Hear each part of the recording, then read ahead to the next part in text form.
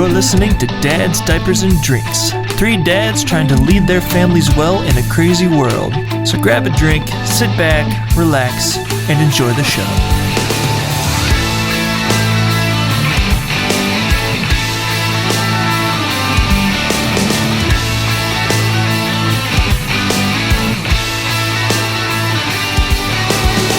In the current zeitgeist of Zeitgeist? yeah, zeitgeist Zeitgeist is not a the word. zeitgeist. Zeitgeist is a word. Zeitgeist is The a word. zeitgeist. I actually used it unironically in a sentence recently. Really? I felt cool. I was like, well, yeah, it's not really in the I- modern zeitgeist. And someone was I like, only did you really use that things. word properly? I was like, I did. I pulled that one out of the back of the brain for proper usage. That feels fun. recording it. Zeitgeist? Oh yeah. We're recording. Oh, it didn't have Cubase is anything. recording. It's just zoomed out so far you can't tell. Can't really tell where the microphone is. There we go. You cannot make sure I'm tell talking where the directly into the microphone. is. Directly. So my fingers are completely dead because I was forced to play acoustic. I watched the stream for a second this morning. Holy. Yeah, that was what I was last week. Cause I haven't played acoustic literally this year. What? yeah, I hadn't touched mine in months, and then suddenly I'm playing acoustic at Fellowship. I was just thinking about you having It's to do a it. real. My fingers still hurt. I was driving here and I grabbed the steering wheel and I was like, oh man, that hurts still. Yeah, your fingers get real tender. Real Yeah. tender. I knew I was in trouble because after the rehearsal, before the first service started, my fingers were already screaming. It's like, gosh, I have to get through 2 services now. Dude, so I got through the first service and I Yeah. was like, all right, I barely could play that last song, but I survived. I was playing my A's with a bar chord. Yeah. It's just like, I I was can't press. refingering things I'm too, just yeah. going to do that and not strum the top and we'll be fine. And Yeah. then I was like, all right, second service, first song, I hadn't touched a string. I was like, all right, I'm going to get through this. We get to the chorus of the first song, and I was like, this is going to be hell. Yeah. This is so bad. Yeah. I was miserable. It's tough to be in the worship mindset while your fingers are Just bleeding on the actually, fretboard. actually screaming in pain. It was- Yeah. There's a certain point where your fingers do just decide that this is their fate, and they just reach a plateau of pain. And Yeah, then it I was just about to is, say. It's a mind over matter. This is the pain is. now. This is what you're in. and I think by the last song, it had set in that, okay, this hurts, but it's not getting any worse. So Yeah. we're just gonna whatever. It's amazing live. how your brain, when you get to that kind of thought process, how it just like, once you reach the plateau, you're like, it's not getting worse. As long as it's not getting worse, okay. I can deal with this amount. Right. I'm not dying. Yeah. Yeah. Yeah, you hit the maximum pain threshold, and then you're like, well, made it this far. Might as well keep going. So, Absolutely. yep. So we're talking about comedy. Yeah. Yes. Have we started already, or should, I think we should have. restart? Sure. Okay, I think we're just- going. Just gonna Well, first off, This is what happens when you put me in the room. This is I'm actually here. There's no like clean intro. no, that's fine. I actually almost prefer that. yeah. Yeah, if only if I lived closer, this would just be the normal. Yeah. Or if this Sorry. made enough money that I could justify Driving. doing this more. Yeah. You heard it, folks. We need to make more money. Yes. So Get on it. share So this please, podcast. Please. Because we've made $0 on this, actually. So, anywho. So, Jeff is here in person because he's staying with his in-laws tonight. Yeah, Because you are flying out for Florida. for Florida. In the morning. In the morning. Oh, I'm so I jealous. don't We have know a- who said it with this accent, but go. It's what we're doing. It's a bit of an awkward schedule. So we're not taking our 2-year-old because you have to pay for 2-year-olds to fly. Oh, dang. So we're like, okay, that just doesn't seem worth it. It makes our vacation suddenly significantly more expensive to get round trip tickets for a 2-year-old. Right. So just to have to chase her around somewhere else. for her to basically ruin the vacation. Sorry, Right. honey, if you hear this in 10 years, I love you, but Yeah. you would ruin this Florida trip. 2-year-old you was Yeah. a handful. So we decided we would stick her with my in-laws. Mm-hmm. And then we got this conundrum of how long can we ethically stick my 2-year-old with my in-laws? Right. Is 5 days too much? Is 6 days? 7 days is too much. 6 Yeah. days, 5. That's getting. We ended up on 4. We thought 4 days is the most that we could possibly like ask of them, which means that we're leaving tomorrow morning. Our flight leaves at 6 a.m. So we're getting up at 4. Oh yeah. Nice. And my father-in-law is like the most early bird person ever. I asked him, I was like, I'm sorry, man, I'm making you get up at like 4. He said, no, I've been getting up at 4:30 the past couple months. Dang. It's like, dude, all right, dude. Why? What time do you go to sleep? 5? Yeah, I don't jeez. know why. It's so foreign to me. I'm like, I'm still awake at 4 sometimes. That's just Oh man, not anymore. I can't But do that anymore. That's just as crazy. I haven't done that in a long time. But so he's taking us to the airport in the morning, and then we come back Thursday afternoon. So we figured that's about as long as we could possibly stand to make them watch our 2-year-old. And Scott isn't flying down to Florida until Thursday afternoon. So our planes are going to pass each other in the air. Pretty much, yeah. So we don't get to see any of each other in Florida. We're just going to be alternating. Our dad is there already. He flew there this morning. He's there the whole week. So he'll spend the first, Monday through Thursday with you and Ellen and Andy. And then I'll just come in and he'll have me for the weekend, and then we'll all go home. It's gonna be nice to have a little like father, like just especially for you. It's like purely father-son hanging out, playing golf. Well, I got lucky Do what you that do. Kelsey's brother and sister-in-law from Germany are here for the next month. They got here a week ago. So Kelsey has another mom friend with a kid the same exact age as Davis to like go, and she's 10 minutes away. So like she's got company. She's got company. Like I'm not leaving her completely alone. As she left me completely alone this past weekend. That's not true. I'm exaggerating. Kelsey was at a scrapbooking retreat all weekend, so it was just Davis and Daddy. It was the longest period of time. It's just been the two of us, so it wasn't that bad. We got through it. It helped that Kelsey was not far away, so. Like she had cell service. It wasn't like she was like off the grid. So she'd just tell me what meals to make, and pretty much like, what do I do? She was still momming from afar and long distance momming. Yes. It was good. Good stuff. But I'm definitely glad she's back, and kind of glad I can go to work tomorrow. But yeah. I'm boring. I'm not doing anything. I don't get to go golfing. I don't get to go enjoy the sun. Working. I get to work. Yeah. But hey, money. You're making money, yes. I'm about to spend a lot of it on the golf course. But. Yes, but it's worth it. I think I think you might golf as many times as I'm going to. I'm cramming it in. You guys, from what I saw of the group messages, you are playing a lot of golf in the weekend. So how many days are you going to be there for? So I'm flying down Thursday night, landing at 10:50 p.m. And then our first tee time is Friday morning at 7:15. The first tee time available. Second tee time, not quite the first tee time available, but the second tee time is Friday afternoon. Oh, 2 in a day. Then I'm doing Saturday morning, Saturday afternoon. Nice. Sunday morning. Probably Sunday morning. That's going to be a more spontaneous, like 9 holes if you can somewhere. Yeah. Well, our flight doesn't leave until 7 something In the afternoon? Yeah. Oh, you have time. So we got time for We do 18. 18, definitely. Yeah, definitely easy. So I think he's going to play more golf than I am, and I'm there for more days. Your poor Yeah. body. But After not playing golf at all, though. But like, No, you I'll be fine. It's I believe in you, Scott. Dad did say to me, he's like, I really hope I hope I survive. he's like, hopefully I make it through Saturday afternoon. He said, I'm not worried about Friday. Maybe by Saturday I'm going to go. Yeah. That's a lot. I mean, if you do, you name it like the smallest, simplest activity. If you do it 5 days in a row, twice a day, that's a lot. Yeah, well, I guess 5 times in a row. You guys Not aren't 5 going to days. double up, though. You're not going to do 2 a day. I've got Ellen and Andy with me, so we're just going to be playing one round and then like go out to dinner or something and just kind of hang out, Right. go to the pools. Ellen's just excited to be in the South where it's 80 something degrees. Oh, it's perfect down there. And she's just right going to be like, she's like, honestly, there's where we're staying has a poolside bar. She's like, I'll be there all day. She's like, I'm going to go down there. I'm going to eat 3 meals at whatever food they've got there. I'm going to sit in the pool. Like that's Just going to be my relax. week. And I was Right. like, Sounds hey, awesome. go for it. Yeah. If you're happy doing that, that's perfect. It wasn't until I looked on Google Maps to find where our hotel is and where all the golf courses nearby are that I realized Fort Lauderdale is like way down there. It's All the way in the south. practically Oh, yeah. Miami. Yeah. It is it's- way down there. I have an odd new obsession. I spend an inordinate amount of time on Google Earth. Really?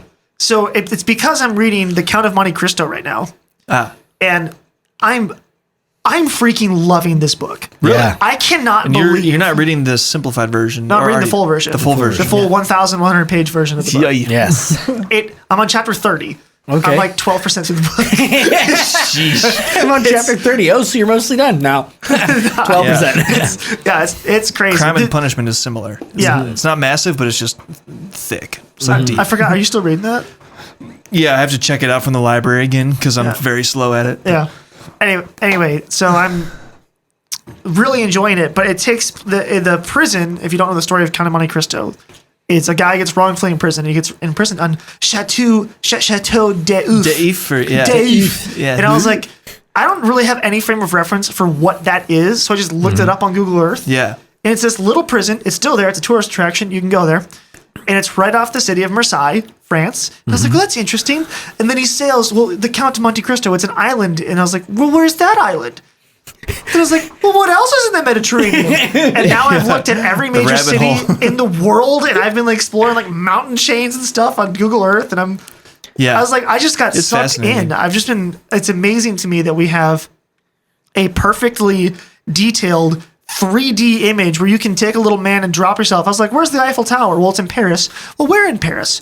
Well, let's see if I can find it. So I'm like walking myself around Paris with a little man. It's like on the Eiffel Tower. And I was like, well, there it is. It's like, I'm sitting in meetings at work, slouched in my chair going, I found it. You know, Look at that. I did that when I first got VR because they made a VR application That's where actually basically crazy. you can fly around. Oh no! Essentially, because you're like on the earth. You're like a giant person. You can go right down, like pretty close to the ground, but you're still like floating over it.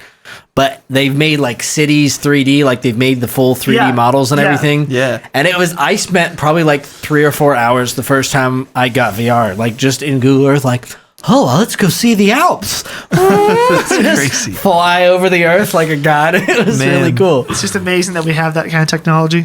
Oh yeah, it was fantastic. Yeah. Good stuff. What? Is my mic being recorded? Yeah, it's being recorded. Yeah, it's just the signal's pretty weak. All right, I just glanced over and I was like, that would suck if I was yelling into your mic to make sure it would never clip, regardless of what happens.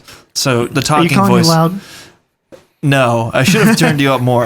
All right, you'll fix it in post. Sorry, I it's didn't fine. mean to derail. It's all right. But yeah, I remember I've done similar deep dives of geography, just like exploring the world. You realize, one, there are mountains everywhere except for here. Yeah. Except for Ohio. live in a freak the area. Midwest. Yeah, that's why they're called the Great Plains, because like it's not flat anywhere else on the planet, pretty much.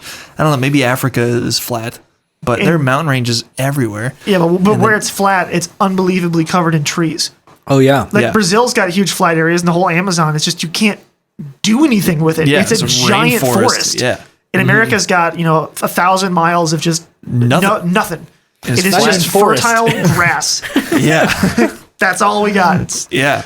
amazing Yeah. in its own right. And I remember last time we went to Taiwan, which was 2016. That's when I first started looking at this stuff. I realized latitudinally we were like at the same spot in Taiwan as like in the middle of Mexico or something. Like Yeah. that's how far south we were.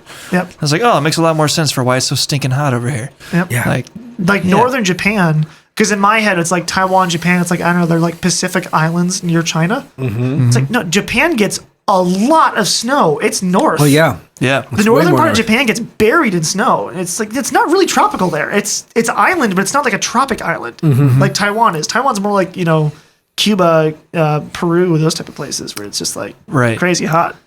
Yeah, and Kelsey had her former roommate from college when she was at Cedarville. She was doing a giant road trip of the lower 48 because she's from Alaska, lives in Alaska, and she was here. She spent the night here. I and have then looked at Anchorage, Alaska, because I was like, where the heck is Anchorage? Because I didn't know. That's cool. Alaska is freaking massive. It's so big, man. Beyond It's big. mind blowing. You never think about it, but It's like half the U.S. yeah, if you were to just pull Essentially. it down and drag it on top of all the other states, it's like half the country Oh yeah. could fit in Alaska. They bought it for like That's- a cent an acre or something like that.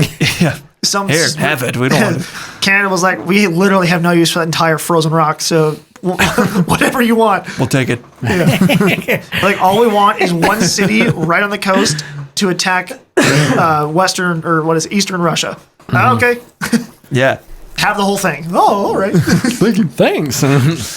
Anyway. Craziness. It's a fantastic derail that has nothing to do with comedy. Yes. I don't know. That's the answer to the comedy We episode. haven't talked in a long time, so we're just going. Yeah, We're drinking beers tonight because it's We Sunday are. night and it's the weekend, and This is my second beer today, and I'm already feeling bloated. yeah. Yeah. So It's interesting how if you don't have beer in a while, like I haven't really been drinking that much stopped beer. drinking beer. I have like 2 beers and I'm like, Yeah. like, man, I don't feel great. I need some Tums or something. Like it really gets you at a certain point. We've been drinking wine. Oh yeah. Yeah, we've been drinking wine like crazy recently, and we had a glass of wine right before I came here, and I was like, man, I got heartburn. Really? I'm drinking so much acid. I pretty much don't drink beer at home anymore, but we have wine everywhere. So we have a glass of red wine or a bottle somewhere in that range most evenings. Each? Jeez. It was a joke. But I'm noticing that I have heartburn. It's like I think it's Interesting. probably the red wine I'm drinking because I Yeah. just having too much of it. But we love it. So it's also of all the alcoholic things to drink, red wine is like the most healthy. It's almost literally recommended you drink red wine. Really? It's actually just good for you. Interesting. Interesting. I will say I was a little bit sick a couple weeks ago, just feeling a little under the weather. I mean, you guys heard me. Yeah. But when that happened, I didn't really have any beer or anything. I just didn't like drink anything because, you're sick. That's not really a great idea. Yeah. And it really kickstarted the weight loss. So I've like come down quite a bit. It's pretty great. There you go. I should try that. I know it's shocking how quickly it affects you. This is kind of stupid and funny. I don't know. As I was setting this stuff up for our recording, I had the webcam on and I had a side profile view of myself. Like I was standing right there and I was like, oh God, Dude, look at this gut. My lower again. half's twice as big as I my have upper a half. friggin' gut. yeah, I know. Oh man. it's rough. It's so disappointing. We said this on the podcast before, but Yep. it is so disappointing to me when I look at myself in the mirror and I'm like, I was a twig You for like were 24 so years. skinny. Yeah. For 24 years, I was a complete twig, and in the past 3, I have just gained like 10 pounds a year easily. Yeah. Just something flipped, and I just started like, oh, I'm just like getting fatter. Well, what happened? Yeah. So, it's weird, crazy. it happens so slowly that you think you can just get away with all the bad habits you have because you Yeah. almost don't even realize it's happening. Yeah. And then one day you look in the mirror and go, bro, what Bro, what? happened to you? yeah. Seriously though. So yeah, I don't know. I had intentions to flip the switch for the new year, but I'm still working on It's so hard. Hey, It was 0 degrees this I'm week. beating my goal right now. My goal was to not gain any weight in the winter. There you And go. I'm currently 3 pounds down, so I'm like, keep that going. Good Yeah. for you, man. So yeah, it's exciting. Yeah. Now comedy. All right. That was delicious. Yeah. Thank you for giving us that in the mic. Yep. All right. Let's talk about comedy for a little bit. Woohoo. So the three of us really like comedy. Big fan. Stand-up comedy specifically. Stand-up but comedy, not I- like comedy films. That's actually I have to say, I Some of don't them- like comedy movies. I don't. For the most part. Most I don't know comedy what that movies, no. well, I think all these movies, music, comedy, those are all art forms. Mm-hmm. And for some reason, like having a comedic movie just doesn't feel like an art form to me. I don't know. It's a weird. It's not my favorite format. It's funny because I love stand-up comedy where you know that guy is coming out there to be funny, but I don't like comedy movies because they're just dumb. It's they're just like doing stuff that's unrealistic to be funny, and then you hear a comedian tell a story about some ridiculous thing, and I'm like, I totally believe this, and you're completely in. I don't know Yeah. what the disconnect is, but I much prefer stand-up. I think like animated films or like kids films like that are comedic specifically, I find more funny. Like the Yeah. Penguins of Madagascar, I freaking love that film. And the whole thing, it's a comedy film. And I mean, it's obviously made for kids, but like it's joke after joke after joke the whole time. Right. I It's agree with that. completely And different. Or animated like comedy works Lego like- movie or something. Or Family Guy, Star Wars. Oh yeah, love. that kind of But- stuff. I don't like, other than the Jim Carrey movies of the Oh the man, 90s late, and the late 2000s. 90s and the early 2000s when seriously, dude, freaking Jim liar, Carrey liar. was on top of the Liar, world. Yeah, Liar, Liar is Bruce brilliant. Almighty, and Grinch. When he was at his peak, I loved those. But Yeah, who knew The Grinch was going to be a comedy? I know. It's a straight up comedy. Yeah, it's great. Yeah. But other than that, like Will Ferrell movies, got nothing. No. Yeah. I Not don't a fan. like I don't like Adam Sandler. Adam No, Sandler. I not a don't like big Will fan. Ferrell. Even Ryan Reynolds. He's fine. Well, like, I'll find them entertaining, but I do not find them funny like I find a stand-up comedian Yeah, funny. yeah. I'm not saying again. This is where my perspective on life. It's not that they're like so bad. Oh my gosh, they're terrible.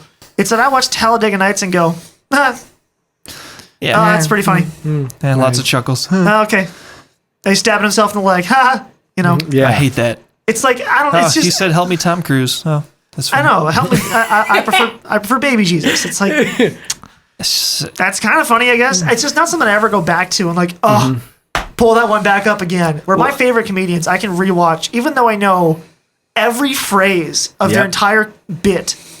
I put it back on and I'm like, oh, dude, the Tim Hawkins Yeah. baby soap doesn't make you cry. You know it's coming.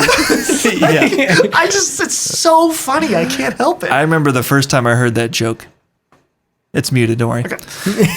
I used to being here. I'm seeing stuff. I Yeah. don't know. I'm seeing things. Am I being recorded? Is that okay? Is it gonna play music? Oh, I'm sorry. No. Sometimes I do forget to have that muted, and it does just start playing while we're going. But luckily it's not. But yeah, I remember the first time I heard that Tim Hawkins joke where he's talking about Oh, my word. how do they know that this baby shampoo is no more tears shampoo? Like, there had to be some trial and error. That just got me so good. It's like he's freaking right. How Bring do in they- the kid. How do they know that? Now he's screaming. Get him out of here. Bring the kid in. Too strong. Too strong. Oh man, It's just. I died the first time I heard that. Or- It's so Or funny. even just his bit about him riding on the tube. Yes. Oh, like literally, you can't breathe long enough to hear the next joke where you still can't breathe again. Yeah. Oh, my word. Minnesotans are the nicest people on the planet until you let them drive a speedboat. Okay, Tim, you ready to go? Yes, sir. Or no, that's when he does the Satan voice. Yes, Like, he does. yeah. Tim Hawkins is very funny. I will say, Tim Hawkins' funny is very funny. He has a lot of cringe things that he does that I don't Yes. love, but he's yeah. very funny. Well, Nathan, I'm curious for you because obviously I know Scott's comedic history. It's the same as mine. Who was the first stand-up or the first? I don't even say stand-up. What was the first comedy thing you saw that First- really got you? I'm gonna go with specifically like stand-up comedy. The first one that sold me. I think I may have seen. Oh, I know. It was Mark Lowry, Mark which Lowry. he is the guy who wrote "Mary, Did You Know?" Believe it or not. What? He was a comedian? He is first and foremost a comedian. That's so hilarious. I watched I his knew stuff. I'd recognize that name. I couldn't. I know it's wild because he like wrote a song and he probably made like so much money off of just Yeah. that song. But he was a comedian first. How much I did he mean, make off of the Pentatonics version of it alone? I have no idea. Hopefully those royalties are raked in. Yeah. But yeah, he was a comedian for a while, and he just happened to write a really good song. But I listened to his stuff first because my mom knew about him. And then from him, I kind of went to probably Tim Hawkins and Brian Regan about the same time. Mm-hmm.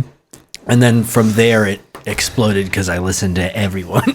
Basically, Yeah. once I got into high school, I started listening to like Pandora Comedy, and that blew up all of the comedians that I was aware about. You've probably listened to a lot more than me. Like I have only a handful that I've ever really listened to their full specials of. Yeah. That I actually really like. Like most of the most famous comedians, I don't know. I don't find them to be nearly as funny as they are purported to be. Like Dave Chappelle, like Chappelle's. is fine. I feel like people if- call him the greatest ever. I feel like if you were a fan of Chappelle in like 10 years ago or 15 years ago, Yeah, there's a little nostalgia wrapped up in. I think he was probably huge then. And the stuff he's released recently, it's like, it's okay. Yeah. It's not great. I think for me, Bill Burr is someone in the recent years that I've started listening to. I think Bill Burr is absolutely hilarious. Oh, yeah. He kills me. He's so good. Yeah. But And he's the also- only recent one I've really picked up that I thought was like, wow, Yeah. I'm all in on him. For me, it was Brian. Well, first it was Ken Davis. That's right. Ken Davis. Yeah. And I still remember Christian some of his comedian. bits. He was He He came to our church. Yeah, he did. did. And we got That a was shout so out great. from him. Yeah, we had our birthday parties and we brought all of our friends to see Ken Davis at our church. Oh, Because nice. at the time, our church was hosting. We had multiple comedians come to our church. Jeff at the Allen time. came to our church. Yes. And Ken Davis. Ken Davis, yeah, that was back when the church was like big. Huge. Yeah, when we were kids. When we were kids, yeah. But yeah, Ken Davis gave us a shout out because he heard it was our birthday, which was cool. He was there like on. I think it was on the 19th. I think it was your birthday. On my birthday. Yeah, whatever. It was around then. He gave us like a little gift package and stuff. Oh, Yeah. that's really cool. So yeah, it was really cool. He was super cool. He was like, he was a comedian, but he also kind of had like a mini sermon wrapped up in his comedy, which looking back on it, like as a kid didn't bother me, but as an adult, I'm like, that's a little bit, I don't know, Preachy. kind of preachy, kind of cringy. I don't know. I'd rather just attend a comedy show and not get Yeah. a little preaching going in there. But I think it's fine to have a positive It's still- message behind what you're doing. But It still brought us Absolutely. in. One of the things that he did that I'll never forget is he told Bible stories in comedic fashion. Oh, yeah. So he's talking about Moses. And he's Yes, like this is Moses. good. It's like imagine being this guy that you're walking through the desert looking for a sheep, and then a bush bursts into flame in front of you, and it starts talking to you, Moses, come here. Ah! And he like dives to the stage.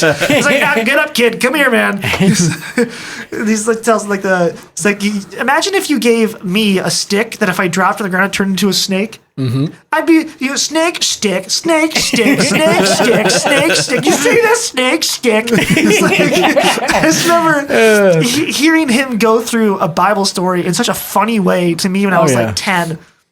It just made it so much more real.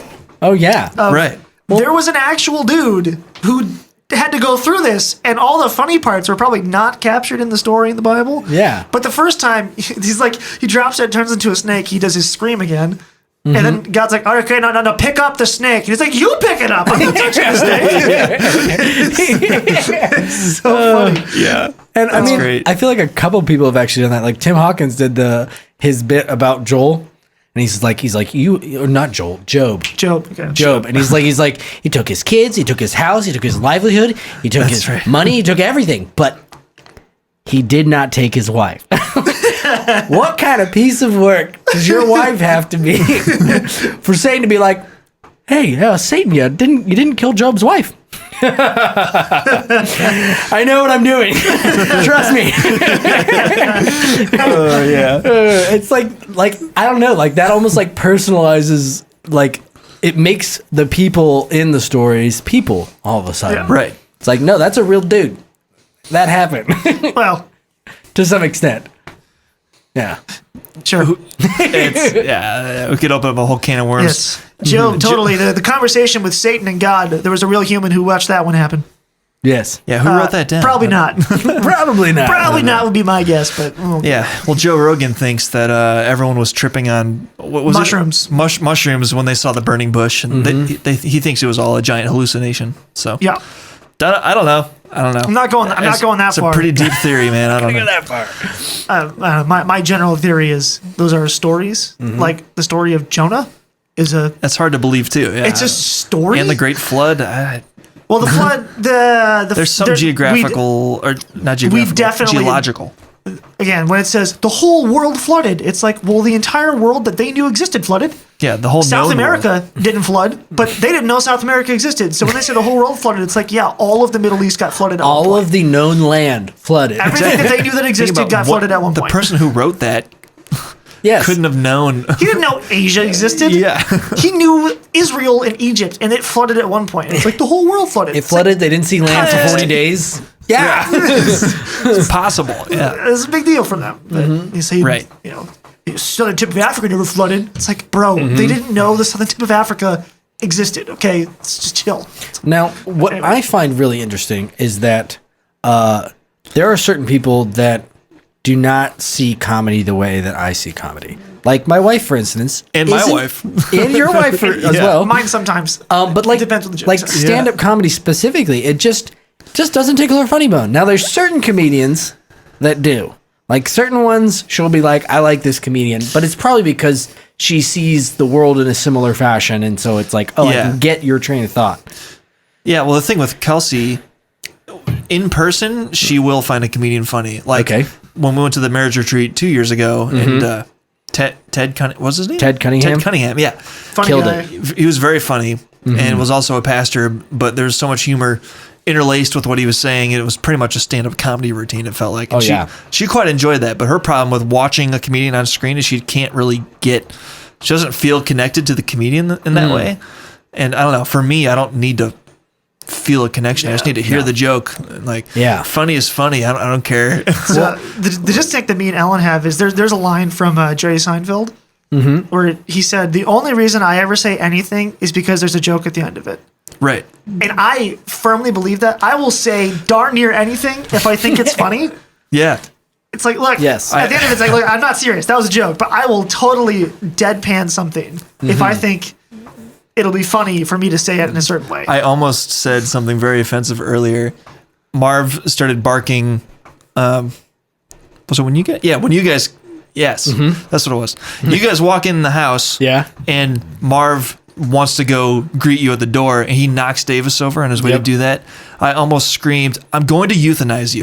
Because one, I was really angry, and two, I thought that's kind of funny. Oh, yeah. Euthanize is just a funny See- word. It's Yeah. not, I'm going to, see, I say things like, Arya, I am going to sell you to the nearest Chinese shop. Ellen, would you want Chinese tonight? Like, I'll do that. Yeah. Like, just because Well, it's funny to me, but the interesting thing is that I find that the major portion when it comes to stand-up comedy specifically, or just comedy in general, is like an ability to suspend reality for the sake of comedy. It's like, I will make a joke that is 100% not consistent with reality.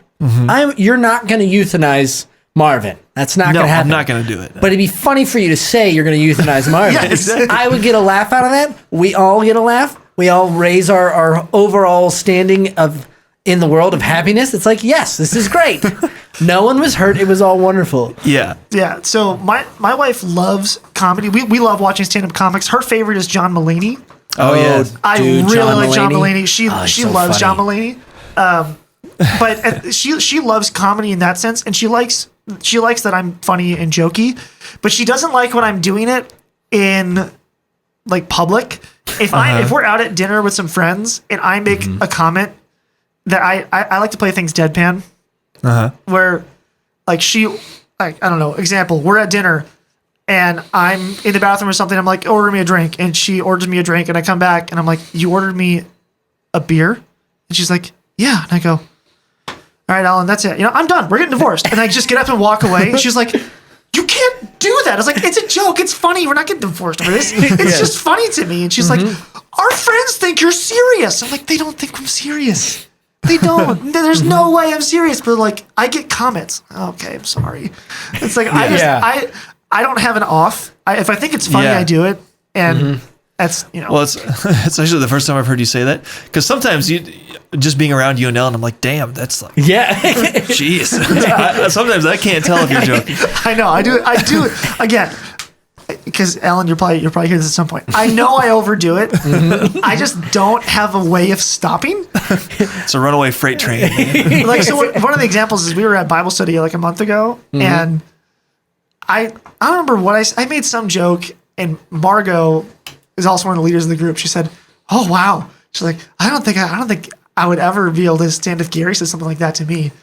And Ellen was like, yeah, but I can't do anything, because if I say you'll sleep on the couch, he goes, and she points at me, and I go, I love the couch. I bought that couch. It's very comfortable. I bought it because I like sleeping on it, because I know I'm going to say something that's going to make you throw me on the couch. So I made sure I got a couch I'm happy to sleep on. And she's like, he says that, so I just don't even know what to do. And I was like, I'm sorry, I can't not. All part of the plan. I thought this through. You fallen into my trap. Yeah. See, now that's a very interesting thing, because there is the whole thought process of like, you shouldn't make those jokes, right? Like, hey, I said something probably you shouldn't make those jokes.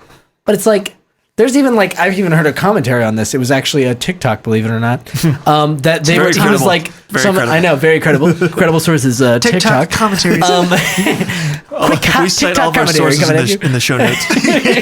I hope you do. But basically, it's just a conversation between two people, and it's like, oh, okay, I won't make those jokes for you. No, you shouldn't make those jokes. Oh, no, I won't make them to you. because I do in fact find them funny, but I know that you won't find them funny and that you are offended by it. So I just won't make those jokes to you. It's like, oh, you shouldn't make those jokes. No, I just not going to make them to you. Exactly. What's his name? Well, that's why I saved the "I'm going to euthanize you" comment for this, because I knew Kelsey would not look at Yeah. yeah. What's his name on Jerry Seinfeld's show?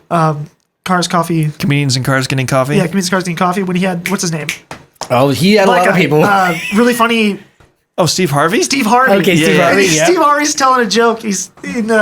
It's something about some kid making a joke about a kid who died. And this woman comes up to him after the show. She was like, "My son died in just the same way. You shouldn't tell that joke." He's like, "Oh, I'm so sorry. What's your son's name?" Jeremy. All right, why don't you come back tomorrow? Oh yeah, Jeremy. Let's do that one again tomorrow. So he starts off. Okay, first off, I didn't know you was here. Yeah. Probably still would have did it. Matter of fact, what's your son's name? Why don't you come back tomorrow night? Let me show you what I got in store for you tomorrow night. That was brilliant. And the other thing that he said there, which is just true about the comedic mind, is he said, take any tragedy. He said, like 9/11. It's like, dude, I had jokes about 9/11 that night. Yeah. Yeah. I had things I was thinking about, man, what would it take for me to jump out of a building? It's like, I could go through the list and then I could end with, well, if a building was on fire, I could probably jump. It's like, I had a whole list of things. I know I can't say them yet because it's not the time, but like as soon as anything happens, my mind goes to what's funny about that situation. Yeah. And I have to agree, again, I'm not, I'd like to put myself in the camp of the great comedians. I'm not a comedian, but my mind is that same way where when something happens, I cannot help but think about what's the funniest way to look at this. Yeah. It just is so natural. I can't turn it off. I think it's a coping mechanism, and it's part of the importance of what comedians do. Yeah. It's the best entertainment to me. Yeah. And I just feel like it's so easy to be like, oh, they're just making jokes. So why would they make jokes about that? They should know they shouldn't make jokes about that. And it's like, you understand the depth of thought that has to go into crafting a joke. I will find jokes that are not funny. Like I'll be like, oh, I don't find that joke funny, but I will see the comedy in it and be like, that is comedic. Like that is very well crafted. And it's like, I might not laugh out loud, but I'll be like, oh, I appreciate it. I see where you're going. Yeah. Like that's great. I feel like that's more modern like I'm impressed almost. Is I've seen enough comedians now that I actually notice the kind of behind the scenes. I see where they're going with things, and I'm like, that's good. That's a really good setup for this next part. Oh, that's good. Yeah. Yep. And it's amazing how the different flavors, like Bill Burr specifically, he's really good at taking you on the journey with him. So he'll start somewhere where you're comfortable, and then he'll bring you a little farther away, and then bring you a little farther away, and bring you a little farther away. Like he had a whole bit where he was starting just entirely talking about how his anger problems are making his pit bull angry, and he has to figure out how to, which is a pretty hilarious premise, handle that. And he takes it all the way to gold diggers and wife beaters, and you're on that train with him. And it's like, he brought you from point A to point B. It's like, that's a huge jump to go along. But you're totally with him the whole time. Right. And it's like, that takes legitimate skill and knowledge and intelligence. You can't just like do that. It doesn't just happen. It's not even intelligence he's probably super conscious of either. It's like something he just has a natural ability to do. Yeah. The phrase that is used for comedians is they are the cultural commentary. It's what they do. And when that's why in the modern context, the crackdown on comedians and making comedians apologize for the jokes they've made, 20 years ago. And they're like, dude, my job is to look at what our culture does and find what's silly about it. Right. And then make everyone notice it. It was funny 20 years ago because it was relevant 20 years ago. And now it's not. And I agree, it sounds bad in the modern context. But yeah. And it's really interesting because I was actually watching Bill Burr's 2012 special. And Which I was one is watching that? it. That's the one that he was talking about the pit bull and everything. Okay. And with Tiger Woods, how he got brought down by the gold diggers and all that craziness. Yeah. But it was really interesting because it's almost like a time capsule because the stuff they're talking about is about the right then. Right. And you have to like throw your mind view back. it with that mind, because if you didn't, it's like if I had it with a 2022 mind, I'm not going to understand anything that's going on, or If at you least showed be it to able your to track with kids, him. Oh yeah, they would have no clue. no, there would be no understanding. Right. Or it would be offensive straight up, as opposed to like, I can see where you're going with this. Yeah. It's so amazing.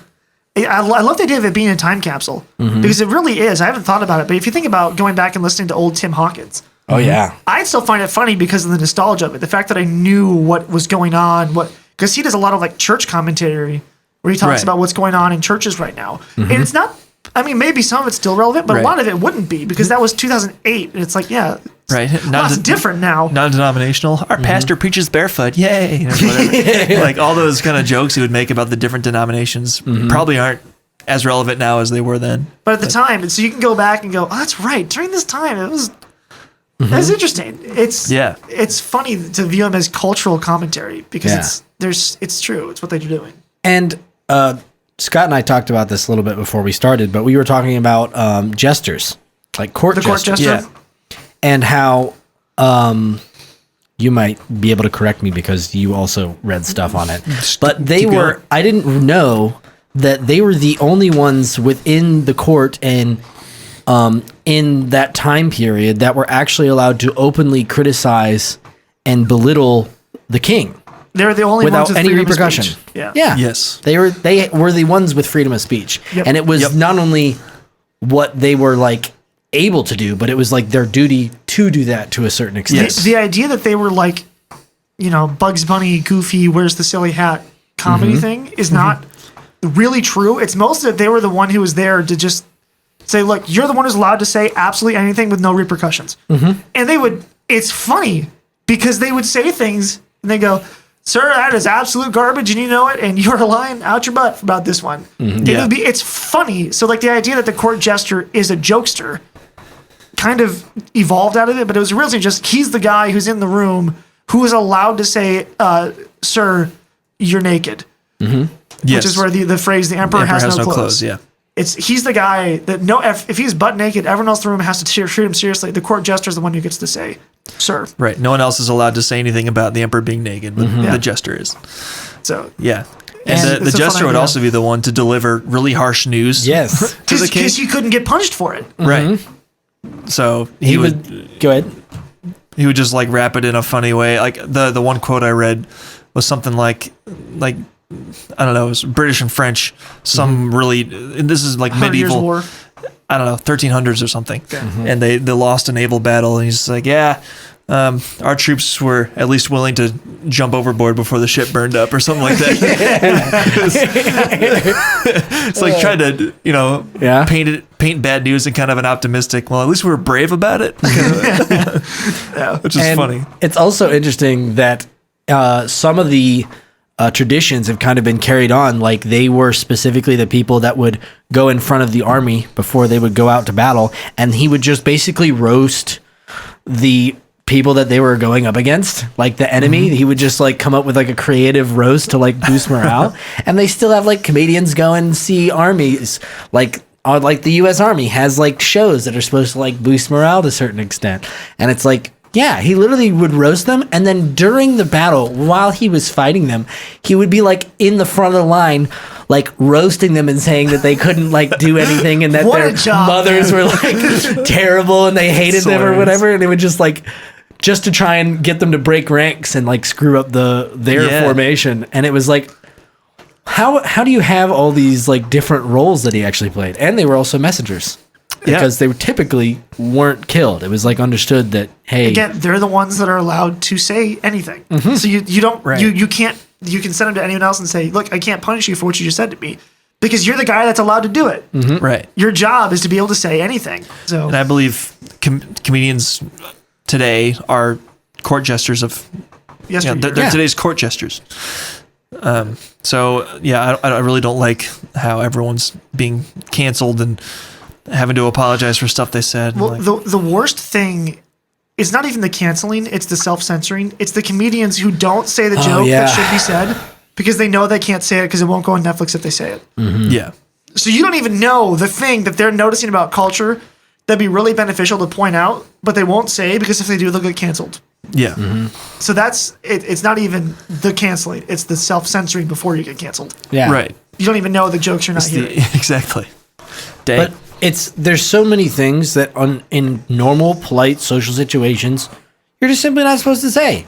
Like, it's unkind to point things out. But then you have people that totally are able to do it. These comedians. Like, there's even comedians that are like, I've seen many comedians that are completely deformed and they're in a wheelchair and they have like cerebral palsy. And meanwhile, they have a separate comedian roasting them, and then they give it back tenfold to the original comedian that was roasting them. And it's like this is a picture of beauty. Like, this is like a true honor of like, hey, I'm not treating you any different than anyone else. It's like, yeah, I made fun of your club hand, but then you told me that, you know, whatever. So I was saying how I don't like most comedy things. There's only one comedic TV show that I really like. I never got really into Seinfeld. Didn't like Friends. Yep. I freaking love How I Met Your Mother. Oh, absolutely. And Elle and I are on our like fourth rewatch of it since we were first dating, and we're in season 9. But one of the things that happens is one of the main characters, Marshall, his dad dies, and he's really close to his dad. He's from St. Cloud, Minnesota, so I always liked Marshall. Oh, Because I'm like, I freaking I know where that is. I literally just relate to this character. Like I understand this character's motivations. He's just a Midwest dude who's in New York City trying to make it. Anyway, so his dad dies. He takes it super hard, and he notices that he says something really dumb intentionally, and no one roasts him about it. He's like, guys, if I said this 2 months ago, I would have gotten endless crap from you because it was really dumb. And none of you are making jokes about me right now. What's up? They're like, we don't want to hurt your feelings because your dad died. He's like, I demand that you roast me right now. And then they just roast him for the next like 10 minutes of the show. Yeah, that's awesome. But the point being, I just want to be treated normally. And the idea that, oh, you can't say that about that person. It's like, well, that's not normal. Normal people, we make jokes about each other, especially as guys. Oh, especially. Like, it's part of our nature to do this. That's how we become friends. Yeah.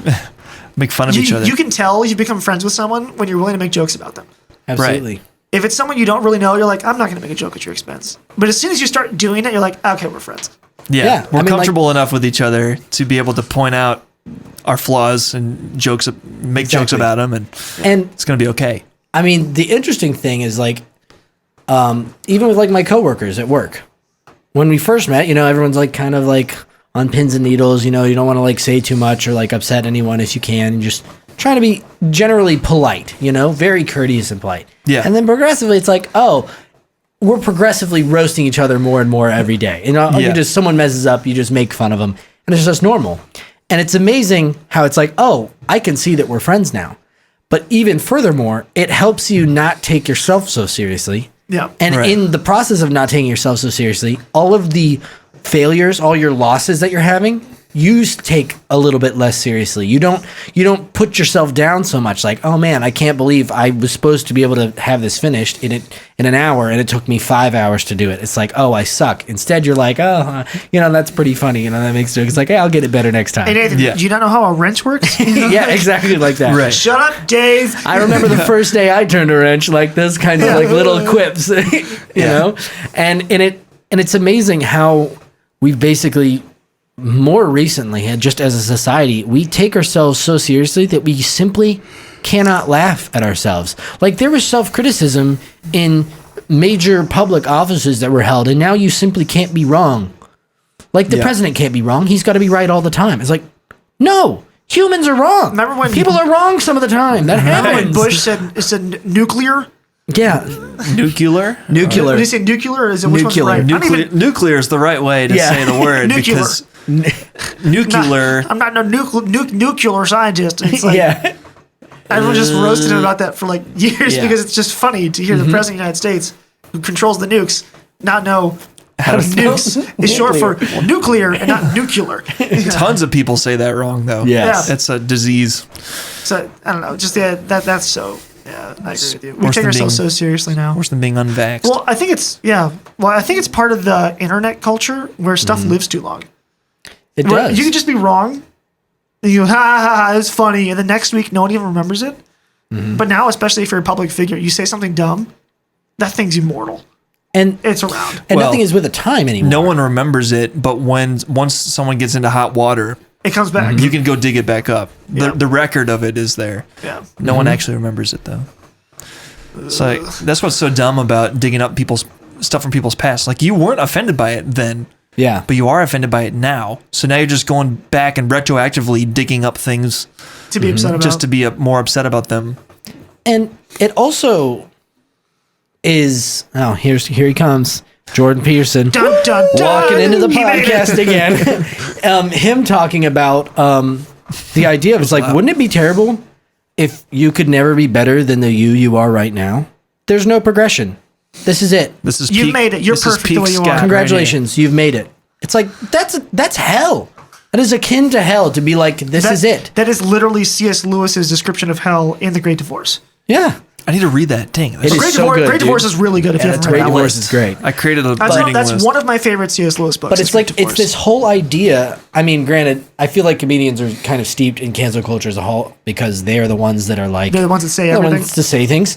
But they, I completely lost my thought. I hate gone. that. It drives me up a wall. But it's just like, they're willing to say, I don't know, but she's up the wall and she's frosted. Where's mom? She's up the wall with frostbite. That's all I know. but it's like they're willing to say these things. And it's like, in order to say crazy things, to say things that are on the edge of the thoughts of all the people in society, it's like you're going to make some mistakes sometimes. But it's like, you're telling me that you can't improve? I mean, even Kevin Hart, they tried to light him on fire. And he was like, canceled no, from hosting the Oscars. I'm not apologizing. He's like, yes, I said some wrong things, but guess Yeah. what? I'm a different person now than I am then. I've learned. I'm different. I'm not going to make fun of gay people. No, I understand. It's like, but yes, at the time, those were my thoughts. Yeah. I'm a different human now. There you go. like, Ricky yeah. Gervais is the same way. Exactly. Well, I don't think he's apologetic about anything. But He's pretty Probably much not. unapologetic. Ricky Gervais. which award show was it? Was it the Emmys? Oscars. Was it the Oscars? Was that? Yeah. Yeah. It's like, Just opens up. Yeah, and Harvey Weinstein's in jail. Oh, don't laugh. He's your guys' friends. He takes pictures with all you guys. You don't even care. Yeah, I can't Bro. quote it. But yeah, he freaking roasted all of Hollywood, saying, Everybody. "Don't get up here and accept your award, and then start lecturing us on politics. No one cares. Like you don't live in the real world." You know, he just went off. on I him, will but- say, watching all the like nervous, like scary laughs, clapping, like, Yeah. what's happening is like the best thing. He's nuking his career right in front of us, isn't he? See, but the beauty is like me watching that, I was like, go for it, dude. It's like, oh Yeah. wait, these are the quote unquote idols. These Well, are they the live in such a bubble. I don't know if anyone yeah. is telling them that. You know? no, I they was like, need to. They need it. No, the best honestly, part is literally immediately after he does that speech where he says, "Don't get up here and rant about your politics or whatever. No one cares what you think. They like your movies. That's all they care about." Right. yes. DiCaprio wins an award and gets up there and says, "I'm so happy to represent the green movement," and blah blah blah blah blah. And he just does it because it's like he doesn't know what else to do. It's the same thing I said in our respect episode. Like when professional athletes say something I disagree with and that I agree with, like they're all unqualified to talk about Any of the stuff. all that stuff. Yeah, exactly. Same with an actor. Oh. Like, what do you? That's drives where me crazy. that's where I was saying with like this podcast, it's this. Well, we're not qualified to talk about those things, dude. No one who talks about anything is really qualified to talk about it. Most people, Right. you hear the Unless you're- commentary on something, it's like some random person on CNN goes, "Well, this is what I think about that." It's like you are literally no more qualified for that opinion than I am about mine. You are just a person who's hired because you have broadcast skills. You look good in a Exactly, suit. yeah. You read your script well. You speak clearly. Yeah, That's your job. Like You can I, read the my opinion teleprompter. is as valid as yours in this subject. right. And that's why we've got these fact checkers now. We've got this. You know, we have to trust the Ugh. experts. I'm like, well, who are the experts? Who's checking the fact checkers? yeah, who's fact checking the fact checkers? How do they know that those are the Exactly. facts? They're just deciding. Let me tell you who works at fact checking places. People like me who are hired to do software stuff. That's who works there. Yep, It's just I like believe it. some dude was hired and was like, "Can you do this?" And he goes, "Yeah." That's your fact checker. It's just some Yeah. guy. There's no like specialty in this. It's not like a nuclear physicist who you're like, "So how does nuclear physics work?" And I'm like, "I don't know. You should talk to a nuclear physicist because I do not know." But it's so interesting because back when stand-up comedy was becoming a thing, what's his name? He's like the big Carlin? guy. No, not Carlin. The big guy. He's not the big guy. He was like he's basically the father of stand-up comedy. He was like a really big dude. I've been watching Oh, the Marvelous Mrs. Caddyshack Maisel. guy. No, not the Caddyshack Dangerfield. guy. No. That's the Caddyshack guy. So I've been watching Marvelous Ms. Maisel, which is talking about Really good show. It's actually really good. I'm astonished. It's about a girl who's trying to be a comedian. She gets divorced in New York, and it blows up, and it's all. And she becomes a comedian. She's and blows really up. funny as a housewife. She gets drunk and stumbles into a bar. Oh, And just starts ranting about it, and is so funny. Lenny something. Kravitz? Lenny Phillips. He's a Lenny- singer. I don't know. It's Lenny something. I don't know. It's Lenny Bruce. So Lenny Bruce was the comedian that would end up. He was the beginning of basically censorship, right? As it was all starting, people were like, "No, you can't say these blasphemous things." You know, public indecency. It's like you name it. Oh, the light just got brighter. Yeah, that's weird. Way brighter. Wow. So, it's like Lenny Bruce would go out and say these things, and there was all this censorship and all this shutdown of like, "Hey, you can't say these crazy things," and we fought the battle. Convicted for on people in obscenity. We're basically fought the battle for comedians to be able to say what they think, to be able to have true free speech and not be shut down. And it's like now we've come full circle the other way around, where it's like they're either self-censoring or they're being shut down and had their specials kicked off Netflix or whatever. Right. Or kicked off of Prime or you name it, whatever.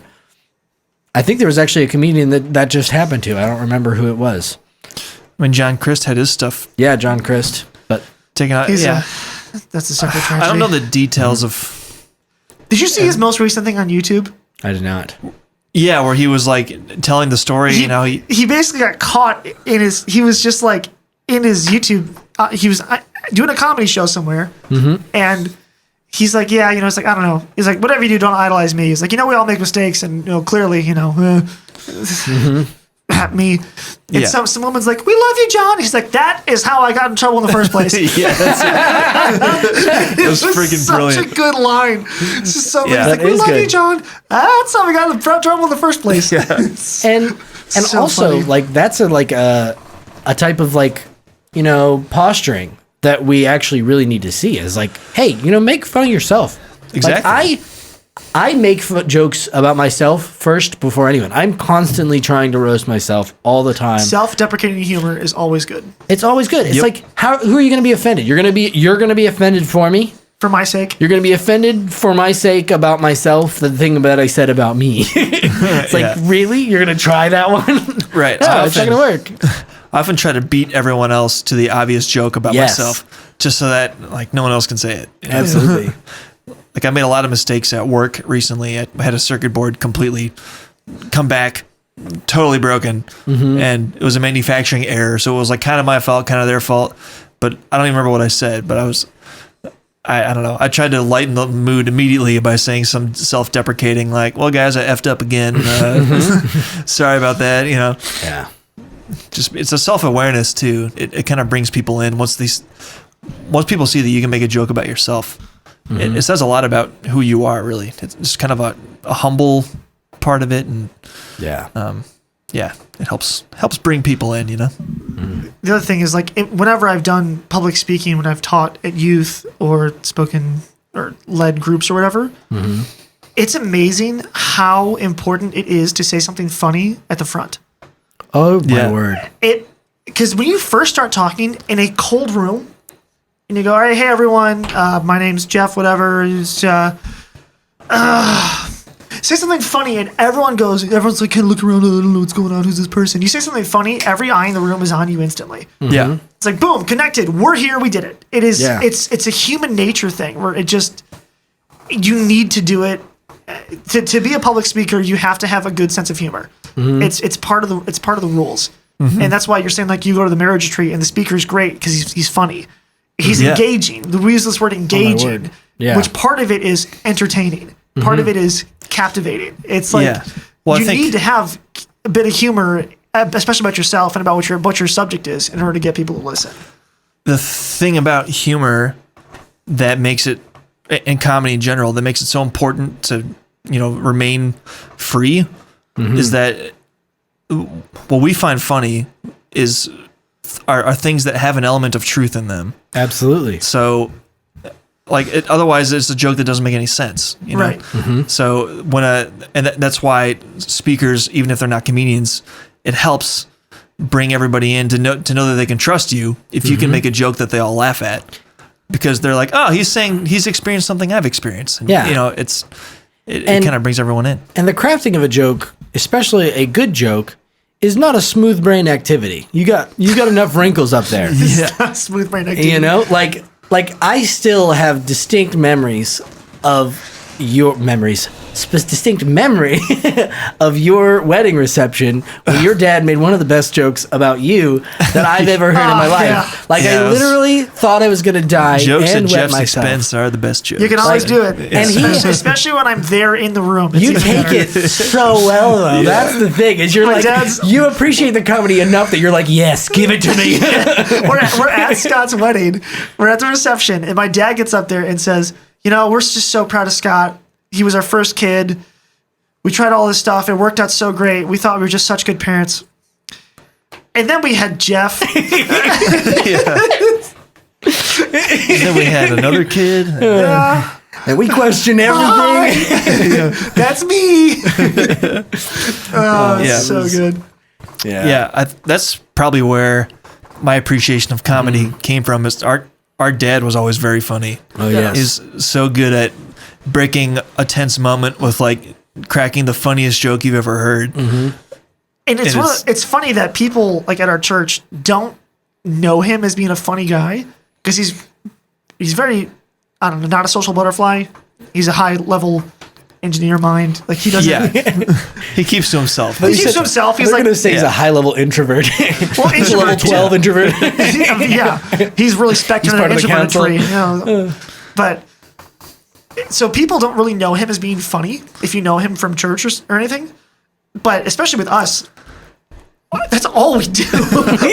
all we do Seriously. is joke with each other the whole time. Yeah. it's awesome. And I love the different connections that I have with different people out of different comedy. Like the comedy that Scott and I connect over is different than the comedy that we connect over. And specifically with your dad, we have like a different vein that he's like got a special little slot that I have like this is Steve the Steve comedy. slot, yeah. And I hang out there a lot and I love thinking around that corner like, okay, how can I say this that's like, oh, I know Steve's gonna find this funny. So one of the things I had, so last night I was playing League of Legends with a bunch of guys that are all from New Jersey that I all know because they're all. That's I so play with weird. 4 guys from New Jersey who are all friends with Andrew Fisher, Really? who's Scott's college roommate. That's so weird. Yeah, I haven't talked to Andrew in a few years now, and you're I playing talked with. with him last night. That's so weird. So He was my friend. I know he's your You roommate. stole my friend. I only know him because he lived with you for. Was it 2 years you lived together? 1 year. Was it just your senior year? Yes. So Okay. you knew him all years of college. You lived with him your senior year. Yes, we were friends all throughout college. Yes. So I now know a bunch of his friends from New Jersey because we all play video games together. And he just invited me to a game, and I joined, and I cracked some joke that people thought were funny, and then they keep inviting me to games. And now I've just become legitimate friends with all these guys from New Jersey.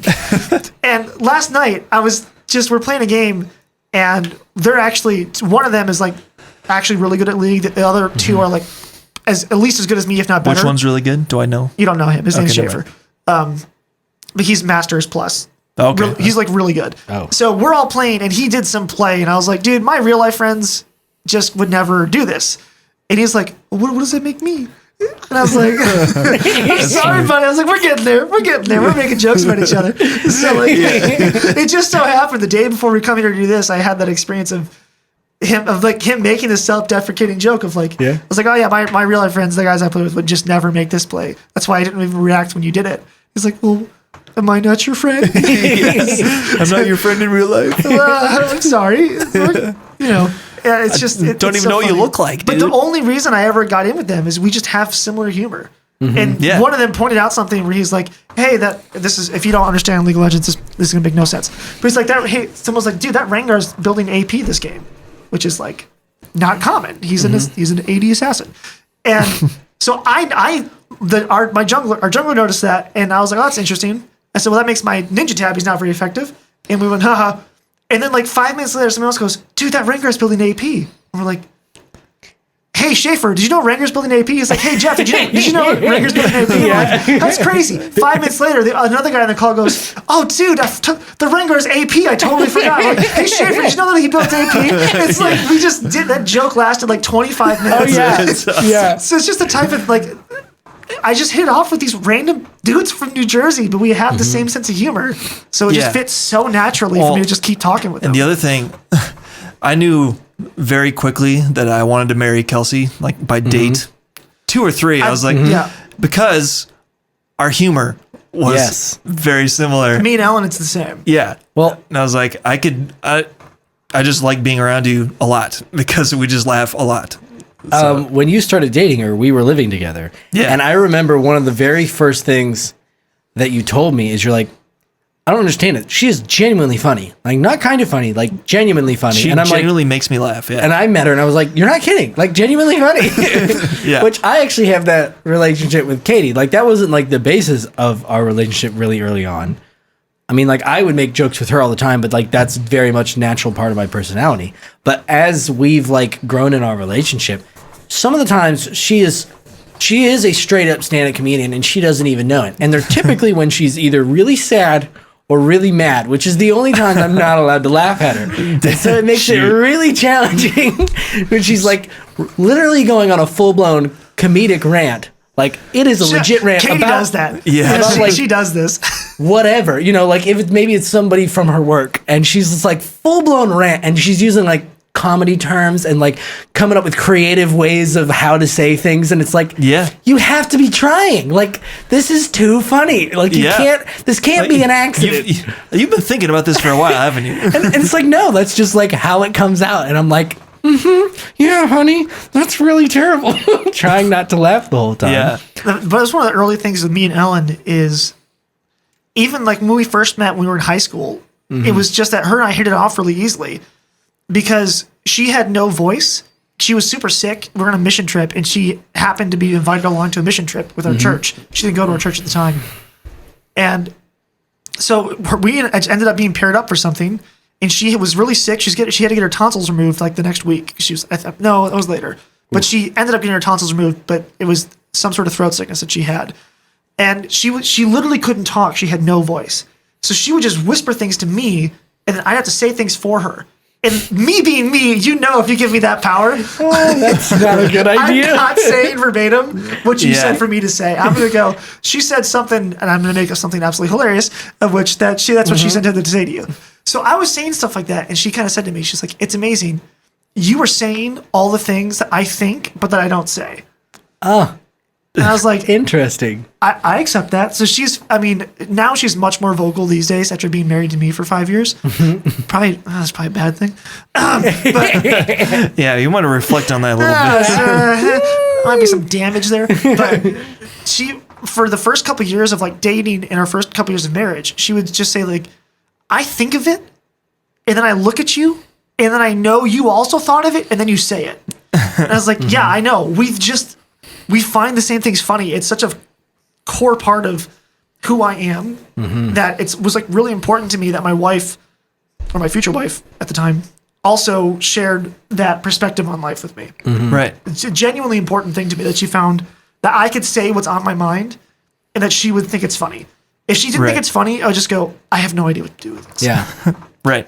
And it's interesting how it even like structures like your thoughts. Like sometimes I will literally think to say something. And it's like, I could say this the plain way right up front. Hey, we need to move that chest over there. And instead, I'm like, how can I say this in a silly or funny way? Yeah. I always enjoyed it when you would sing what you're thinking. Yeah. I do that all the time. It was often a mundane task that you just start singing about. Like, gonna put the dishes in the dishwasher.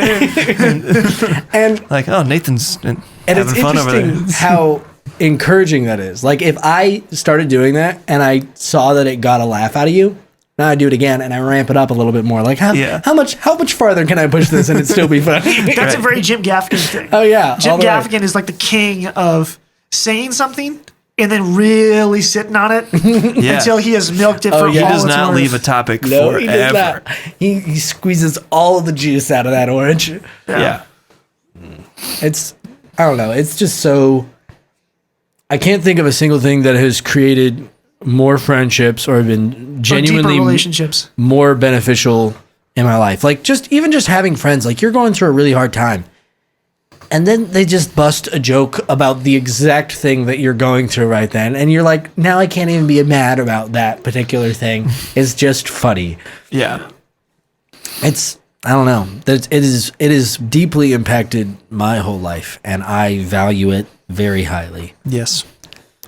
Comedy's important. It's important to laugh. It helps you maintain sanity, I think. Yeah, and Seriously, on some level, it does. Yeah. And that's one of the reasons why we love talk. I think one of the reasons why we ever decided we wanted to do this podcast is because we all love comedy so much, and we wanted to bring something fun and light. We want this to be lighthearted and funny. Yeah. We hope you got a kick out of this episode. We really do, because we genuinely love this stuff. It's one of our bigger passions. Absolutely. Yeah, I'm actually going to see Andrew Schultz on March 25th. Oh, I don't know nice. that name. So he does a podcast called Flagrant 2 with Akash Singh, who was just on Joe Rogan. Oh, that guy. Yeah. His new stand-up is quite good. I thought. Yes, I enjoyed him a lot. Did you see that? The new one? Akash Singh. It's his only one. It's his only Oh, I thought he special. was on before. New. We got to show, as soon as this is done, we got to show you. Maybe I'm thinking of someone else. Yeah. It's entirely possible. He's an Indian guy. His big bit was about Apu from Apu from The Simpsons, yeah. The Simpsons. It's like, man, they canceled Apu. He's like, I tell you what, Apu was my guy. He's like, that was an Indian man married to a beautiful Indian woman who sold overpriced goods to unwitting white people. He's like, that's the Indian dream, man. Canceled that guy. Yeah. He was my the most word. stable character on the whole show. He's the only guy who's happily married in a good life with a good business. He's the only stable person in the whole show. It's really funny. Oh, my word. Yeah. But I started listening to Flagrant 2 because Akash Singh is on it and Andrew Schultz, who I'm going to see, is on it. So, yeah, it's pretty funny. So Cool. I got invited by Kelsey's brother. So Good Nice. stuff. figured I'd familiarize myself with who this guy is before I go listen to him. I've seen very little live stand-up in my life. I've only seen Tim Hawkins one time. That's it. Well, we saw Jeff Allen, we saw Ken Davis at our Yeah. church, but Yes. that's very niche. I didn't even count those because know. I didn't feel like I was going anywhere. It's going to church Just going to church. on Yeah. a Thursday. Woo! But Yeah. it's true. We saw them. So yeah, it'll be interesting. It is something that I am passionate about. Like, it's interesting. Like, when I was younger, I would totally spend money to go try and see a concert of a particular band. I and would now too, I'm yeah. like, not really feel interested like in that. Yeah. Like, but I would totally plop down like $100 for a ticket for a Dude. comedy night. You guys know Jordan Peterson's coming to Cleveland? What? We should have a podcast. 3 months, man. Let's have him on the pod. Imagine if we had Jordan Peterson on the podcast. I would literally wet myself with excitement. Yeah. Speaking of wetting yourself, I have to pee. So I have to go home. Jeff has to I'm go. glad- I'm waking up at 4 a.m. tomorrow. It's Oh, my 9:30, word. so I'm Hey, gonna, it doesn't matter Yeah. when you go to sleep then. You're going to be tired. Yeah. it's one of Tired those, is tired is how tired is miserable tired. do I want to be? 7 or 8? It's like, does I mean, it really matter at that You point? sleep Right. like 4 hours a night I anyways. sleep more than that. But Really?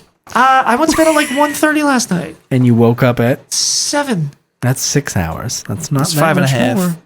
Oh, it's only 5.5. See, it's even less. No. Sorry, the book's good. I got 7 hours. So I don't know how you can stay up in the wee hours of the morning reading a book. Dude, Because I that puts me right to sleep. So I do it because I literally, I don't know what it is. I just don't get tired. So last night it's midnight and I'm like, okay, I need to go to sleep. I'm getting up early tomorrow to play acoustic for church. And then I have a kind of long day. And then I'm up at 4 a.m. on Monday to go to the airport. It's like, I've got to try to get some sleep tonight, but I'm not tired. It's midnight. I'm completely wide awake. So I'm like, okay, I'm just going to like watch a YouTube video. We're going to sit back, relax, watch a YouTube video. 20-minute video ends. It's 12:20. I'm like, I am not tired at all. I'm just gonna go to bed and lay down and read. And I read for like an hour. Oh, yeah? And then finally I'm like, okay, I'm pretty tired. Now I'll go to sleep. And I don't try. I just can't sleep. The Yeah. only way I sleep Right. is if I read for a long freaking time until my mind stops running in a million directions. And then I can actually, like, Yeah. if Consolidate. I just lay down in bed and try to sleep and I'm like awake, I'm so doomed. You're just there forever. I just spiral into weird tangents of my mind. And then I try to backtrack them. Yeah. Oh, yeah. So I think my way through, like, you're thinking about this idea, well, what about this? And then what about that? Maybe this too. Well, that's interesting. You're thinking about this and that. And I go, how did I end up at this point? So I started here and then I thought about this and that led to this. And I retraced my mind back to Wow. the starting point. So I do that in like stair steps. Oh my word! Then you're just working, keeping yourself more awake. That's what I do if I'm just laying in bed. I just like think through things. So Dang. I have to read, or I just don't sleep, and then I read until I fall asleep. So I do not have that problem. Well, we didn't get Scott a diaper, so we're gonna have to end this one. Oh yes. I'm not, Oh yes. I'm not wearing a diaper. Don't know where that came from, but no. I don't know. You can't sit here and pee. That's what I'm telling you. Correct. I'm not wearing. What's it called? Depends. Depends. Yeah. We'll bring you a pack next time. Dude, I heard someone recently. And he's a YouTube guy. He makes really funny videos for gaming, and he was talking about, for some reason, the topic became about diapers. He was like, "All right, dudes, let me tell you this. I'm being straight up here. As a kid who wet the bed until he was 10, let me tell you." I forget which brand. He's like, I'll just say Depends. He's like, Depends is quality stuff. And his friends are like, dude, what? He's like, I'm telling you, like, you wet the bed till you were 10? He's like, it might have been 12. It was a long time. I can tell you Depends is quality, though. Oh my word! It's so good. Yeah. That's funny. All right. Well, we're Yeah. going to sign off here. So thanks for listening. Hope you enjoyed this one. And share it around if you would. And get your clinkers together. There you go. And follow us on the socials if you want. Tell your Honestly, friends. Yeah, just tell your friends. Thank you so much for listening. Yeah. I heard again from someone else who's just started listening for the first time that they genuinely were like, I like your podcast. I was like, really? Like, yeah. It's hard to believe. I don't can't really wait believe to it all listen to the the next time. episode. I'm like, Yeah. I literally, it was at my Bible study, and I was like, I don't even know if I believe you if you're just trying to be nice. Yeah, it And you're feels like, fake. No, I genuinely like it. I was like, you can't be listening to us. There's no way. Yeah. Well, I've heard the same thing from someone who I hope to have as a guest on this podcast at some point, Dan Adams. Shout out to Dan Adams. What's up, Dan? What's up, Dan? Yeah, he just enjoys listening to us. I'm like, oh, that's cool, man. That's so weird. But that's what I wanted, but I also don't believe when I people know, say it's awkward because we did this because we're like, we think we're kind of funny and entertaining. We can probably do this. And people are like, Right. I actually find you funny and entertaining. We're like, no, you don't. That's not possible. That's not how that works. How dare you shut up? who put Get you up out to of here this? with those comments. I don't believe you. Yeah. All right. We're done. Thanks for listening. Bye. Cheers. Weak.